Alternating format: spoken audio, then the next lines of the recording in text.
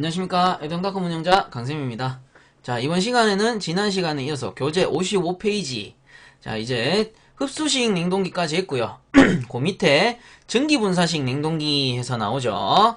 그래서 보시면 증기 압축식 냉동기나 흡수식 냉동기와 달리 압축기 및 버너를 사용하지 않고, 자, 그 뒤에 줄을 좀 그어주세요. 이젝터와 같이 노즐을 사용, 이 노즐을 통해 증기를 고속 분사시키면서 주위의 가스를 빨아들여 진공이 된다.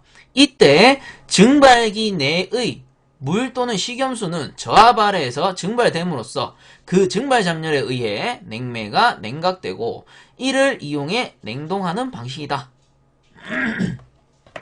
자, 해서 증기분사식 냉동기 해가지고 우리 앞에서 증기압축식 같은 경우는 압축, 응축, 팽창, 증발 요게 다 했어요. 근데 여기서 나오는 증기분사식 냉동기. 자, 도대체 이놈이 뭐냐? 얘는 무조건 이것만 기억하시면 됩니다. 이젝터를 사용한다. 그래서 이젝터란 건 어떻게 생겼냐면 이렇게 가다가 배관이 탁 좁아져요. 좁아졌다가 다시 이렇게 늘어나요. 이러면 어떻게 되냐면 유체가 딱 들어오다가요. 유체가 들어오다가 요걸 거리를 조금 줄게요. 이런 식으로 가다가 노즐이 착 늘어난단 말이죠.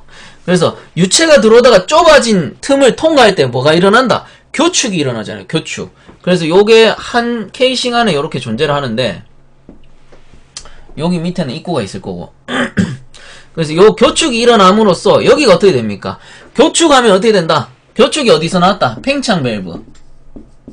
팽창하면 교축되고, 교축되면 어떻게? PT가 감소하고 H가 일정하잖아요. 온도 압력이 떨어지고 엔탈피가 일정하단 말이에요. 그래서 여길 딱 지나는 순간, 여길 딱 빠져나가는 순간 어떻게 돼요? 온도와 압력이 떨어진단 말이야. 온도 압력이 떨어지잖아요. 그럼 어떻게? 순간적으로 예를 들어 여기 밑에 수조가 있다. 물이 있다라고 했을 때 물이 쭉 빨려 올라와가지고 저압이니까 빨려 올라와서 여기서 증발이 되겠죠. 증발이 돼버리는 거예요. 증발되면서 주변의 열을 흡수하죠. 즉 증발하면서 증발 잡열에 의해 주변의 열을 흡수하는 거예요. 그리고 다시 쭉 뿜어져 나가지는 거고 요 현상에 의해서 냉동하는 방식을 뭐라고 한다? 증기분사식 냉동기라고 한다. 그래서 요 구성 요소를 조금 더 자세히 그려드리자면 이젝터의 구조는 이제 아시겠죠? 그래서 요 이젝터를 어떻게 설치를 하느냐. 자, 예를 들어 증발기가 이렇게 있습니다. 증발기가 이렇게 있다. 증발기가 있고 여기 안에는 냉수가 들었어요. 아까 전에도 제가 말씀을 드렸지만 냉수라 하면은 보통 냉매다 이렇게 생각하셔도 돼요. 냉수가 여기서 이제 흘러 들어갑니다. 흘러 들어가고 요 냉수가 어딘가를 통과해서 여기 이제 실내 장치로 들어가는 거예요. 실내. 즉 요게 뭐다? 에어컨. 그래서 냉수가 요렇게 흘러 들어가는 거예요. 그럼 냉수가 차가워져서 들어가야 되죠. 즉 얘가 뭐니까? 증발기니까. 그래서 요 녀석 같은 경우 여기 안에 코일이 딱 지나갑니다. 코일이 요렇게 들어가서 요렇게 지나가요. 그리고 딱 뭔가에 연결이 딱 돼요. 그리고 요렇게 냉매가 흘러가고 냉매가 흘러가는데 얘는 어디로 흘러가는 냉매다? 이젝터 쪽으로 흘러가는 냉매입니다.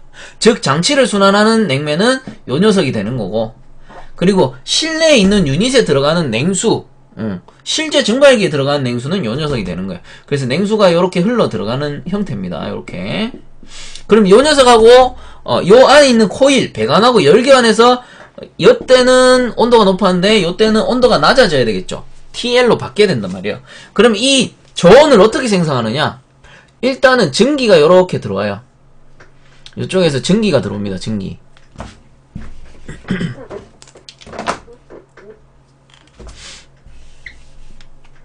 증기가 요렇게 들어와요. 증기가 들어오는데 여기에 뭐가 설치되어 있다? 여기에 이젝터가 이렇게 설치가 되어 있는 거예요. 이젝터가 설치되어 있고 이렇게 쭉 빠져나가면서 어디로 들어가느냐? 복수기. 자, 이렇게 되는 거예요. 자, 이게 뭐냐면은 고온, 고압에 증기가 이렇게 이젝터로 들어오죠. 이젝터로 들어오면서 요 좁아지는 구간, 여기서 무슨 현상이 일어난다? 교축이 일어나는 거예요. 교축. 그래서 온도와 압력이 떨어지고 요 안에 있는 물, 여기서 쭉 빨려 올라가겠죠. 요 수조. 냉매 수조란 말이에요. 냉매 수조에 있는 물이 쭉 빨려 올라가서 여기서 무슨 일이 일어나는 거예요? 증발을 일으키는 거예요. 증발. 여기서 온도 압력이 떨어지면서 증발을 일으키고, 증발에 의해서 요 안에 있는 배관, 요 파란색 배관 있죠. 요 배관의 온도가 어떻게 되나? 요 배관의 온도가 쭉 떨어진단 말이에요. 쭉 떨어지고 나서 이제 요 수조에 있던 물은 증발해가지고 증기 상태로 복수기로 들어갑니다. 복수기 다른 말로 응축기예요. 응축기에서 어떻게 돼? 다시 액체로 변하겠죠. 뭐 공냉을 시키든 순냉을 시키든 이 증기를 다시 여기 상부에 있는 증기를 액체로 바꿔서 어떻게 하느냐? 다시 수조로 돌려보내주겠죠. 그래서 요 순환하는 사이클, 즉 뭐를 이용해? 이젝터를 이용하기 때문에 증기 분사식 냉동기가 되는 거예요. 자, 지금 고압 증기를 뿌려버리잖아요. 증기 분사한다고. 증기 분사식 냉동기에는 이젝터가 필수적으로 들어간다. 이 말인 거예요. 그래서 요 교축되는 현상을 이용해서 증발시켜 증발 잡열에 의해서 요 코일을 차갑게 하고, 그리고 고온의 냉수가 들어와서 온도가 조금 높겠죠. 뭐 한 30도씨, 여름철이니까 30도씨 온수가 들어와서, 온수라고 하긴 좀 뭐한데 뭐 대략 30도씨에 물이 들어와가지고 여기 이제 증발 잡열에 의해서 코일이 차가워졌으니까 얘는 뭐 대충 한 5도씨 정도 되겠네. 5도씨짜리가 이제 실내 에어컨으로 순환이 된단 말이에요. 요런 식의 냉각 방식이 뭐다? 증기 분사식 냉동장치. 왜? 이젝터를 이용해서 증기를 고압으로 분사시키니까. 자, 요게 증기 분사식 냉동기입니다. 자, 제가 뭐라 했어요? 무조건 그냥 이해만 하면 되는 거예요. 아, 증기 분사식에는 이젝터가 필요하구나. 왜? 증기를 분사시켜야 되니까. 요런 거죠. 문제에서 이젝터를 사용하는 냉동장치는 증기 분사식 냉동기. 요런 식이 되는 거예요. 크게 어렵지 않아요. 그 다음 밑에 공기 사이클식 펌프. 요게 공기 압축식 냉동기인데 요거는 문제 거의 안 나옵니다. 옛날에 쓰다가 하도 고장이 많이 나가지고 잘 안 쓰는데 읽어보고 넘어갈게요. 공기를 단열 압축하여 교축 작용을 통하여 온도가 강화하는 원리를 이용. 그 갈로에만 줄 꺼주세요. 주로 항공기에 사용한다. 주로 항공기에. 자, 항공기 비행기죠. 비행기가 고속으로 하늘을 쭉 날다 보면은 앞쪽에서 어떻게 고속 고압에 공기가 쫙 들어온단 말이에요. 이 고속 고압 압력이 높기 때문에 어떻게 내가 압축만 시키면은 팽창이 쉽게 일어난단 말이에요. 그 좁은 공간을 통과시키면 되잖아요. 그런 압력, 공기의 압력을 이용하는 거기 때문에 뭐다? 공기 사이클식 펌프, 공기 압축식 냉동기, 뭐 이렇게 얘기를 합니다. 그래서 항공기에서 주로 사용했다. 그것만 알고 넘어가시면 돼요. 뭐 크게 중요한 내용은 아니니까. 자, 그 밑에 전자냉동법. 자, 전자냉동법.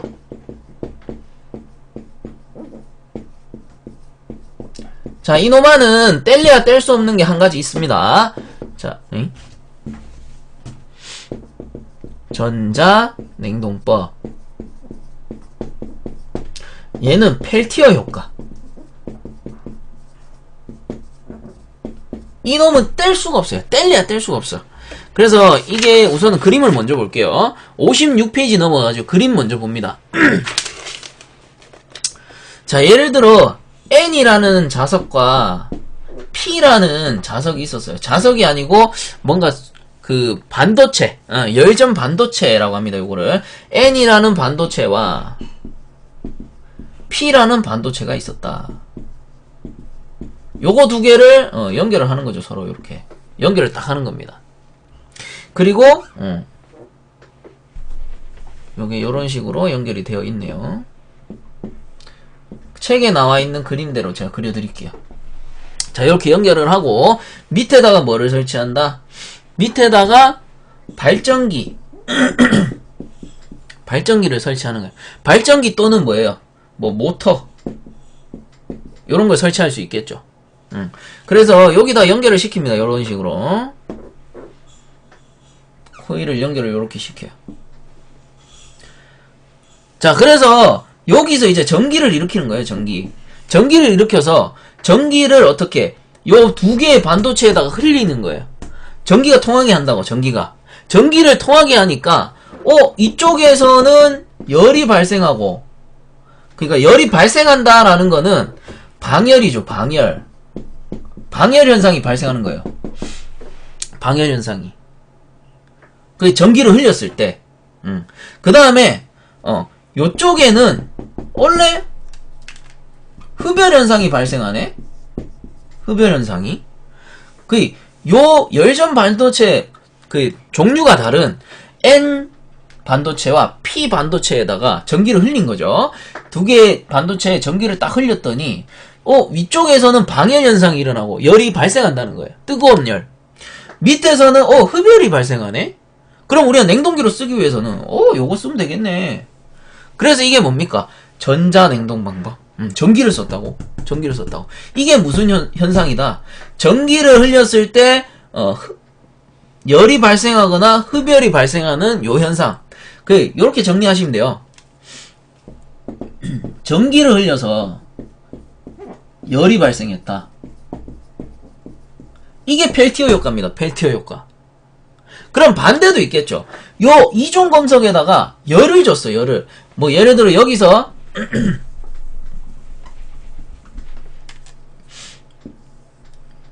이거 지워버릴까요?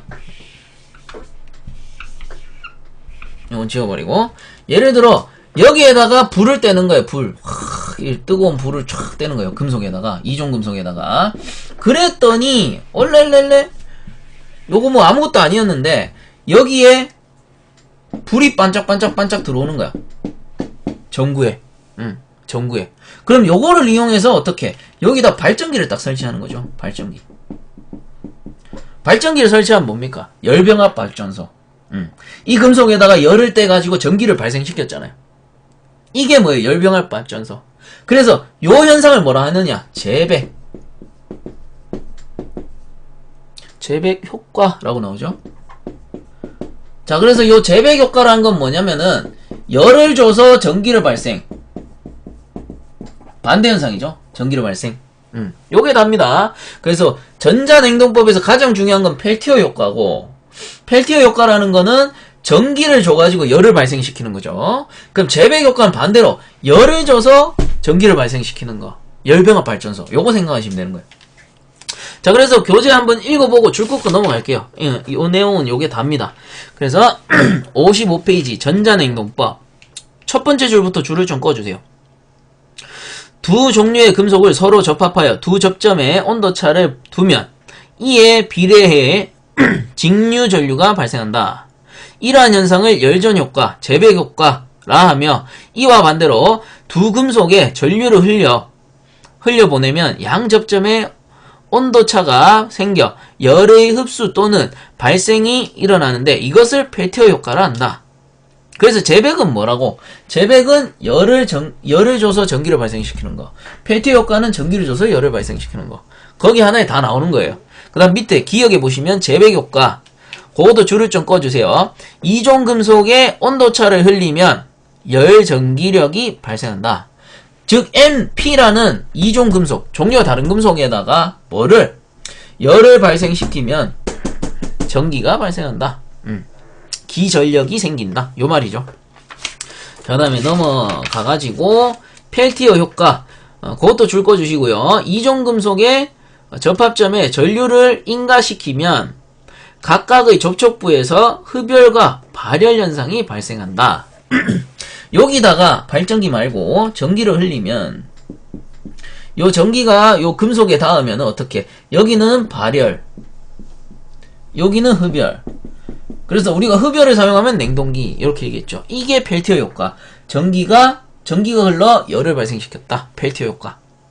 그 다음 밑에 참고적으로 톰슨 효과 나오는데, 요거는 동종 금속에 전류를 흘리면 흡열과 발열 반응이 일어난다. 그래서 요거 말고 뭐 동종 금속 같은 거, PP 흘렸을 때, 전기 흘렸을 때 똑같이 흡열과 발열 나오는 거. 요게 뭐다? 톰슨 효과. 그래서 문제는 잘은 나오지 않는데 혹시 간혹가다 나오는 문제이기 때문에 톰슨 효과 딱 집어넣어 준 겁니다. 그 밑에 열전 반도체로는 요놈들 얘들은 비스무트, 안티몬, 비스무트 텔룰루, 셀렌 요렇게가 있구나. 그거는 뭐 그렇게 알고 넘어가시면 돼요. 자, 이제 마지막 열펌프 나오죠. 열펌프.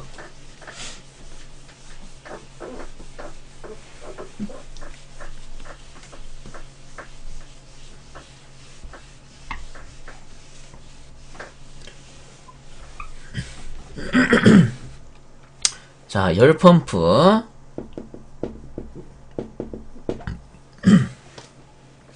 자, 우선 한번 읽어보자고요. 열펌프, 히트펌프라고 나오고,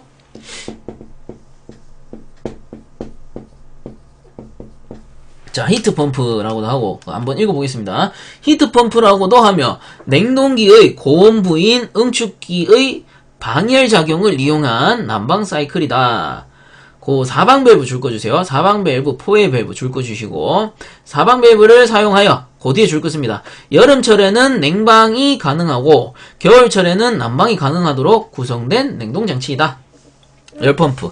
우리가 냉동기 4대 구성 요소 압축기, 응축기, 팽창 밸브, 증발기 요렇게 있었단 말이에요. 그래서 얘가 압축, 응축, 팽창, 증발이 되는데 보통 얘가 실외기고 응축기가 얘가 실외기잖아요. 실외기. 그리고 증발기가 뭐다? 실내기잖아요. 실내기. 실내기란 말이야. 그러면은 이렇게 생각해 보는 거예요. 요 실내기가 에어컨인데, 여름철에는 뭐 실내기 차가우니까 증발기 그대로 쓸 수 있다. 이 말인데, 겨울철에 난방으로 돌리려면, 요 실외기를 가져오면 되겠네. 근데 사실상 실외기 뜯어가지고 넣을 수 있습니까? 넣고 증발기 뜯어서 바깥에 낼 수 있어요? 없단 말이에요. 그래서 어떻게 하느냐? 요렇게 돌아가는 사이클을 요렇게 돌리는 거예요. 반대로. 그럼 어떻게 되는 거예요? 요 실내에 있는 게 응축기로 변하는 거고, 사이클을 거꾸로 돌렸으니까, 그리고 실외에 있는 게 증발기로 변하는 거예요. 그럼 얘는 차가운 바람, 증발기는 차가운 바람 나갈 거고, 응축기는 뜨거운 바람 나간단 말이에요. 그럼 실내 따뜻해지죠, 겨울철에. 그래서 요 사이클을 돌리려면 뭐가 필요하느냐? 거기서 줄 끄은 것처럼 포웨이 밸브가 필요한 겁니다. 포웨이 밸브, 사방 밸브. 자, 그러면 책에 있는 대로 제가 그림을 그려드릴게요. 요 녀석이 포웨이 밸브고, 그 다음 압축기가 있고, 실내 열교환기, 실외 열교환기 같으면은 요게 응축기가 되겠네요. 응축기. 얘가 실외라고 적혀 있으니까 그래서 요 놈이 요렇게 연결이 일단은 될 것이고,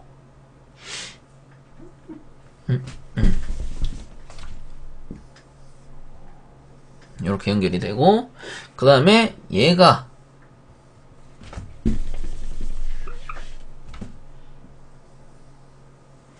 팽창 밸브가 있고, 그 다음에 증발기가 있습니다.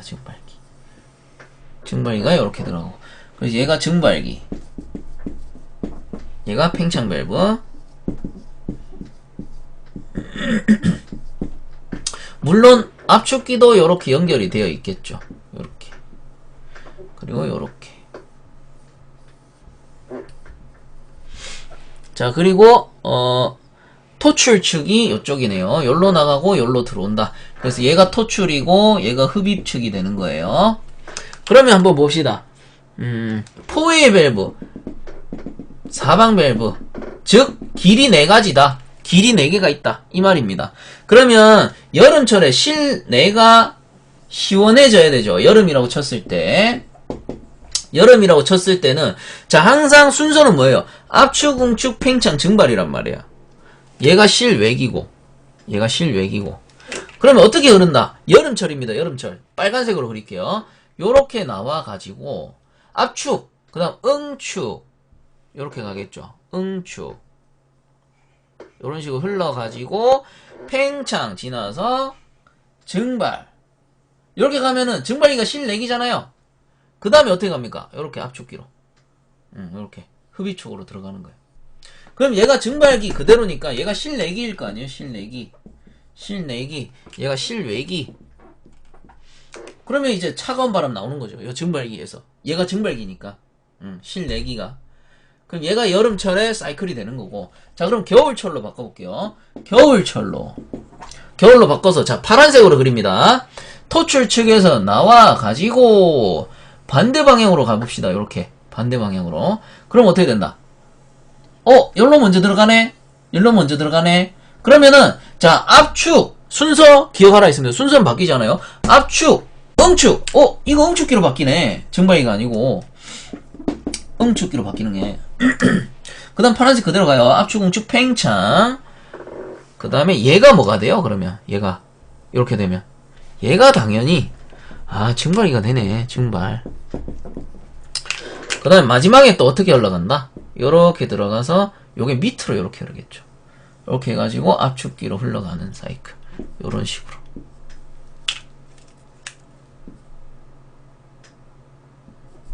요런 식으로 와서 이렇게 해서 요렇게 들어가니까 얘가 요렇게 되겠네요. 자, 그래서 요 녀석이 뭐다?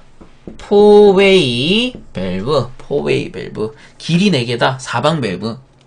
그래서 사방 밸브에 의해서 사이클을 역회전시키는 거죠. 요렇게 돌아가던 거를 다시 요렇게 역회전시키는 거예요. 역회전시키면 어떻게 돼요? 증발기와 응축기가 바뀌는 거예요. 증발기와 응축기가. 그래서 이거를 뭐라 한다? 열펌프 또는 히트펌프라고 한다. 라는 겁니다. 거의 요 정도만 딱 알아두시면 뭐 문제 풀면서 크게 헷갈리는 부분 없을 거고, 나중에 이제 효율 구하는 것도 나오는데 그런 거는 나중에 선도 하고 나서 천천히 하도록 합시다. 여기서 다뤄버리면 또 머리 아프니까. 자, 그 다음에 문제 한번 풀어보고 마치도록 할게요. 자, 57페이지 단원 복습 문제풀이 한번 보도록 하겠습니다. 자, 1번 문제. 흡수식 냉동기의 설명으로 잘못된 것은 1번 운전 시의 소음 및 진동이 거의 없다. 자, 흡수식은 압축기 대신에 뭐를 써요? 버너를 이용한단 말이에요. 고로 압축기가 없잖아요. 압축기가 없기 때문에 진동 및 소음이 거의 없는 겁니다. 그래서 1번 설명 맞고, 그 다음 2번에 증기, 온수 등 배열을 이용할 수 있다. 그렇죠. 버너를 이용하기 때문에 증기, 온수, 그리고 배열까지 이용이 가능하다. 이것도 맞고요. 그 다음 3번에 압축기에 비해서 설치 면적 및 중량이 크다. 자, 여기서 말하는 압축기라는 거는 증기압축식 냉동기를 얘기하는 거예요. 그래서 증기압축식 냉동기는 압축, 응축, 팽창, 증발 요 4대 구성 요소만 있어도 충분히 운전이 됐고요. 그리고 주로 가정용 에어컨 생각하면 된다라고 했죠. 그래서 패키지 에어컨 요런 거 쪼매난 거. 근데 흡수식 냉동기는 어때요? 우선 발생기, 여기 재생기잖아요. 재생기, 응축기, 증발기, 흡수기가 있어야 되고, 그 다음 증발기랑 연결되는 팬코일 있죠. 팬코일하고 연결되는 팬코일하고 순환시켜줄 수 있는 펌프도 있어야 되고, 그 다음 쿨링타워도 있어야 되고, 쿨링타워에 냉각수를 순환시켜주는 펌프, 그리고 우리 버너를 이용하기 때문에 버너에 그 폐열을 빼줄 덕트도 있어야 돼요. 그래서 흡수식은 증기압축식 냉동기에 비해서 설치 면적 및 중량이 당연히 클 수밖에 없죠. 그래서 3번 설명도 맞는 것이고, 그 다음 4번에 보시면 흡수식은 냉매를 기계적으로 압축하는 방식이며 열적으로 압축하는 방식은 증기압축식이다. 이렇게 나와 있어요. 자, 틀린 답은 4번입니다.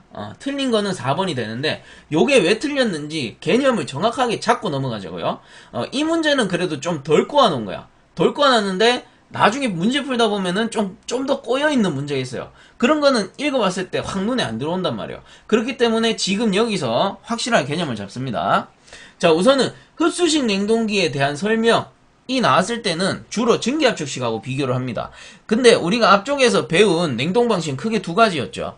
자연적 냉동 방법하고 기계적 냉동 방식이 있었어요. 근데 기계적 냉동 방식 안에 흡수식 냉동기와 증기압축식 냉동기가 속해 있는 겁니다. 자연식은 뭐예요? 그냥 얼음 얼려놨다가 피크타임 때 녹이면서 쓰는 게 그런 게 다 자연식이잖아요. 그래서 기계적 냉동 방법 안에 흡수식 냉동기와 증기압축식 냉동기가 들어있는 겁니다. 그렇다면 결론적으로는 흡수식 냉동기도 기계적 방식을 택한 것이고 증기압축식도 기계적 방식을 택한 거예요. 둘 다 기계적인 에너지를 이용했다라고 해도 맞을 수 있단 말이에요. 근데 이제 앞으로 문제 풀면 조금 더 세분화가 됩니다. 그래서 기계적 방식이다라고 머리에 넣어두면 나중에 문제 못 풀어요. 그럼 어떻게 푸느냐? 자, 흡수식 냉동기 같은 경우는 버너를 이용하죠. 버너. 그리고 증기압축식 냉동기는 뭘 사용합니까? 압축기를 사용한단 말이에요. 압축기. 자, 그러면 이제 대략 감이 오기 시작합니다. 그럼 흡수식 냉동기라는 거는 버너를 이용하기 때문에 버너에 무슨 에너지를 이용하는 거예요? 열적 에너지를 이용하는 거잖아. 결과적으로 열적 에너지 또는 화학적 에너지라고 해요. 왜?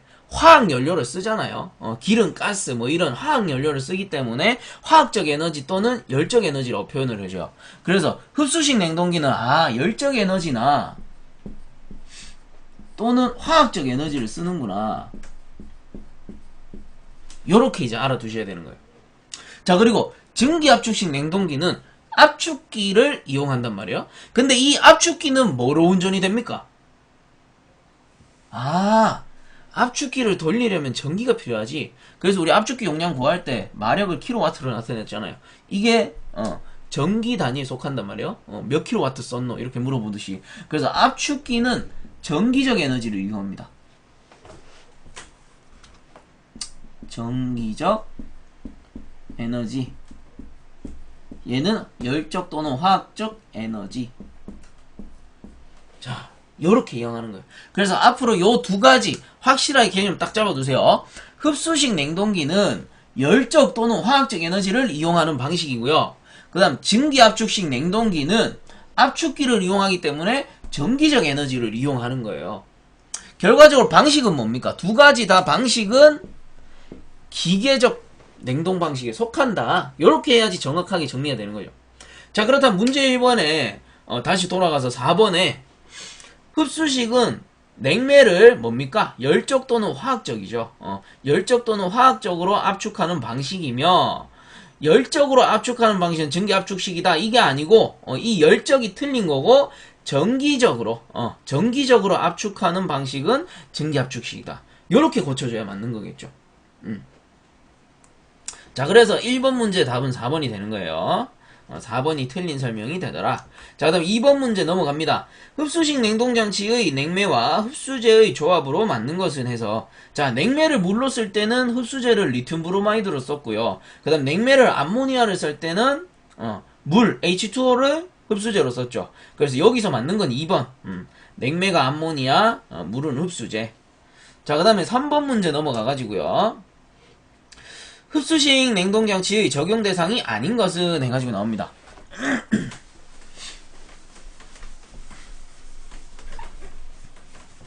자, 흡수식 냉동기는 구성 요소가 크게 4가지였죠. 자, 발생기 또는 뭐 재생기, 응축기, 증발기, 흡수기. 그래서 얘를 재생기라 쓰죠. 재생기. 그 다음에 응축기. 얘를 증발기. 그럼 얘를 흡수기. 이렇게 썼었습니다. 그리고 여기서는 이제 증발기만 볼게요. 흡수식 냉동기에서 증발기 같은 경우는 여기 안쪽이 진공되어 있단 말이에요. 진공이 되어 있어요. 6.5에서 7mm 수은주가량 진공이 되어 있습니다. 그리고 여기에 뭐를 연결합니까? 실내에 있는 펜코일 유닛을 연결한단 말이에요. FCU. 그래서 펜코일 유닛을 배관으로 이렇게 연결을 시켜두고 펌프를 이용해서 순환하는 방식이죠. 자, 근데 흡수식 냉동기의 증발기 같은 경우는 항상 6.5에서 7mm 수은주의 진공을 유지하기 때문에 요때의 온도는 몇 도라고 했습니까? 5도씨라고 했습니다. 상온 5도씨 정도. 그래서 상온 5도씨짜리 요 펜코일 안에 순환하는 냉매죠. 냉수가 순환하면서 실내를 식혀주는 그런 원리다라고 했습니다. 그렇기 때문에 요 흡수식 냉동기는 최한 딱 내려봐야 5도씨인 거야. 5도씨. 그런데 3번 문제 보시면 1번에 백화점 공조용, 2번에 산업 공조용, 3번에 냉난방 장치용, 4번에 제빈 공장용 돼 있는데 제빈 공장을 어떻게 해야 돼요? 제빈 공장은 최소 마이너스까지 내려가야 된단 말이에요. 마이너스 뭐 5도씨, 마이너스 10도씨 이렇게 내려가야 되는데 흡수식 냉동장치는 어떻습니까? 최한 딱 내려야 5도씨야. 얼음 만들 수 있습니까? 못 만들죠. 얼음 못 만들어요. 그래서 여기서 적용 대상, 흡수식 냉동장치의 적용 대상이 아닌 것은 4번 제빙용이 되겠죠. 제빙은 할 수 없는 거예요. 얼음을 올릴 수가 없는 거야. 최한 딱 내려도 5도씨예요. 자, 그래서 4번이 답이 되고요. 자, 그럼 4번 문제 보겠습니다. 두 가지 금속으로 폐회로를 만들었을 때 두 접합점에 온도 차이를 주면 열 기전력이 발생하는 현상은 해서 보기에 보시면 1. 평형효과 2. 톰슨효과 3. 열전효과 4. 펠티어 효과 이렇게 나와있죠. 근데 사실 우리가 앞에서 배운 걸로는 4번 문제 답을 찾을 수가 없어요. 근데 실제 기출문제에서도 이 문제 이 답 그대로 나왔었습니다. 그래서 우선 답을 알려드리면은 답은 3번 열전효과예요.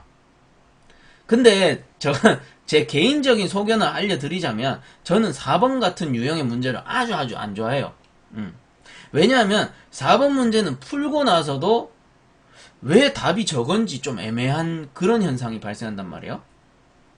그래서 이 기능사 문제는 좀 알아두셔야 되는 게 출제자들이 말장난을 많이 쳐놨어요. 말을 이렇게 꼬고 저렇게 꼬아놔서 답이 요거였다 저걸로 막 바뀌는 현상이 많이 일어난단 말이에요.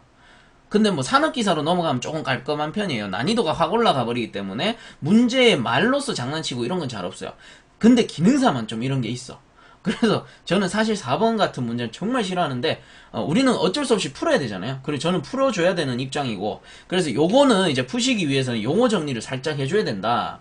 자, 그러면 어떻게 용어 정리를 하느냐. 일단 답은 3번 열전효과입니다. 그럼 열전효과가 뭔지 알아봐야지. 열전효과. 자, 열전효과라는 거는 간단히 설명하면요. 열을 줘서 전기를 발생시키거나 전기를 줘서 열을 발생시키는 모든 현상을 열전효과라고 하는 겁니다. 즉, 열과 전기의 상호관계 특성 요 특성을 나타내는 게 열전효과란 말이에요. 그렇다면 우리가 앞에서 배웠던 거 재백효과가 있었고요. 그 다음 펠티어 효과가 있었고요. 그리고 한 가지 더 있는 게 톰슨 효과 있었네요. 톰슨 효과. 그럼 각각의 특성은 어떻게 된다? 자, 재백 효과라는 거는 이종 금속에 여기다가 열을 주게 되면 전기가 발생했죠. 열을 줘서 열을 주어 전기 발생. 그래서 얘는 뭐였어요? 발전기 생각하면 된다라고 했죠. 그 다음에 펠티어 효과라는 건 뭐예요? 이종 금속에 전기를 흘려 전기를 주어 열을 발생시켰어요. 방열 또는 흡열을 발생시켜서 냉동기 원리로 이용했다. 그 다음 톰슨 효과는 뭡니까? 얘는 동종금속입니다. 동종금속에 전류를 흘려서 열을 발생시키는 거. 전기를 주어 열을 발생. 자, 요 특성을 가지고 있는 효과들이었습니다. 자, 그렇다면 열전 효과라는 거는 열과 전기의 상호관계이기 때문에 결국은 뭡니까? 요 세 가지 효과를 모두 포함한 게 열전 효과다 이 말인 겁니다. 왜? 열과 전기의 상호관계이기 때문에 열이 전기가 되든 아니면 전기가 열이 되든 그런 작용을 하는 현상들을 다 뭐라 한다? 열전 효과. 그러면 이렇게 물어볼 수 있는 거지. 쌤, 열전 효과가 재백 효과입니까? 오, 맞아요. 그 다음에 또 열전 효과가 펠티어 효과입니까? 맞아요. 그 다음에 열전 효과 톰슨 효과입니까? 맞죠. 여기에 속해 있으니까. 근데 문제 4번 문제 풀 땐 좀 이상하단 말이야. 그래서 보면은 두 가지 금속으로 폐회로를 만들었을 때 두 접합점에 온도 차이를 주면 열 기전력을 발생하는 현상. 차라리 이랬으면 좋겠죠. 재백 효과가 열전 효과입니까? 재백 효과가 열전 효과였으면 좋겠어. 그러면 아사리 3번이 딱 깨끗하게 답이 되는 건데, 요런 이제 장난을 쳐놓은 거죠. 근데 4번 문제 같은 경우는 이제 보기를 봐야 돼요. 요걸 풀 때는. 그래서 1번의 평형 효과. 이건 뭐 전혀 관계 없는 거죠. 그 다음 톰슨 효과는 뭡니까? 전기를 줘서 열을 발생하잖아. 근데 문제는 뭐예요? 온도차를 주어 열기 전력을 발생했단 말이에요. 즉, 재백을 딱 집은 거예요. 사실 답은 재백이에요. 답은. 재백이에요. 근데 톰슨 효과 주어졌고 4번에 펠티어 효과 주어졌어요. 얘들은 뭡니까? 전기를 줘서 열을 발생하고 전기를 줘서 열을 발생하는 효과들이란 말이에요. 근데 요 문제에서 필요한 거는 열을 주어 전기를 발생시킨 재백 효과예요. 근데 여기 보기에서 재백이 없기 때문에 어떻게 됩니까? 열전 효과 안에 재백이 속해 있기 때문에 요 4번 문제에서만큼은 3번이 재백으로 우리가 인지를 해야 된다는 거죠. 3번의 열전 효과를 재백 효과다라고 우리가 인지를 해야 된다는 거예요. 그래서 답이 3번 열전 효과가 되는 겁니다. 정말 뭔가 좀 찝찝하죠. 풀고 나서 찝찝하죠. 저도 그래서 이런 문제 정말 싫어요. 사실 풀이하기도 난감하고. 하지만 어떡합니까? 저희가 출제자가 아니란 말이에요. 저희가 자격증을 따기 위해서는 어떻게든 풀어내야 돼요. 풀어내기 위해서는 이렇게 해설하는 수밖에 없더라. 그래서 이 문제에서는 보기에 재백 효과가 없기 때문에 열전 효과가 답이 되더라. 왜? 열전 효과 안에 재백이 포함되어 있으니까. 그래서 답은 3번이 되는 거예요. 야, 풀고도 찝찝한. 자, 그 다음 5번 넘어갑니다. 지열을 이용하는 열펌프의 종류가 아닌 것은, 자, 지열이라는 건 뭐예요? 땅의 열, 땅 밑에 열을 이용하는 게 지열입니다. 그렇다면 아닌 것은 1번이겠죠. 엔진 구동형 열펌프. 나머지 2, 3, 4번 읽어보면 지하수, 지표수, 지중열 전부 땅 밑에 있는 열을 이용하는 거예요. 그래서 아닌 것은 1번 엔진 구동형.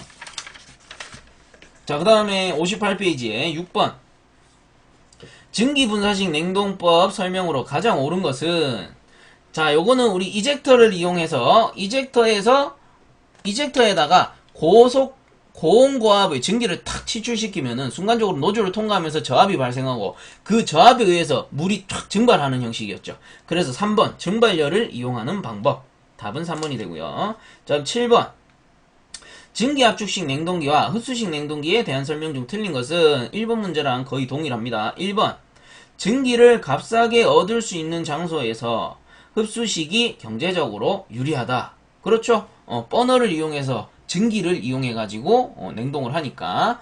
그 다음에 2번에 냉매를 압축하기 위해 압축식에서는 뭡니까? 압축기를 이용하기 때문에 전기적 에너지였죠. 전기적 에너지를 흡수식에서는 기계적이 아니고 화학적 에너지 또는 뭐 열적 에너지를 이용한다 라고 했죠. 그래서 2번이 틀렸겠네요. 나머지 3, 4번은 한번 읽어보면은 흡수식에 비해 압축식이 연료율이 높다. 그렇죠. 같은 용량일 경우에는 압축식이 연료율이 높고요. 그 다음 4번에 동일한 냉동 능력을 갖기 위해서 흡수식은 압축식에 비해 장치가 커진다. 요것도 1번에서 나왔던 풀이랑 똑같습니다. 자, 그래서 7번의 답은 2번이 되겠네요. 자, 다음 8번 문제. 다음 중 기계적 냉동 방법인 것은 해서 1번에 고체의 융해잡열을 이용하는 방법. 융해잡열, 얼음을 얼렸다가 녹이면서 냉동하는 거. 자연적인 거죠. 그 다음 2번 고체 승화열, 드라이아이스 녹이면서 요것도 자연적인 거. 그 다음 3번 기한제를 이용하는 거. 요것도 자연적이었잖아요. 자, 그 다음 4번에 보시면은 증기압축식 냉동기를 이용하는 방법. 증기압축식은 뭐 있습니까? 기계적 냉동 방법이었다. 그래서 8번의 답은 4번이 되겠네요.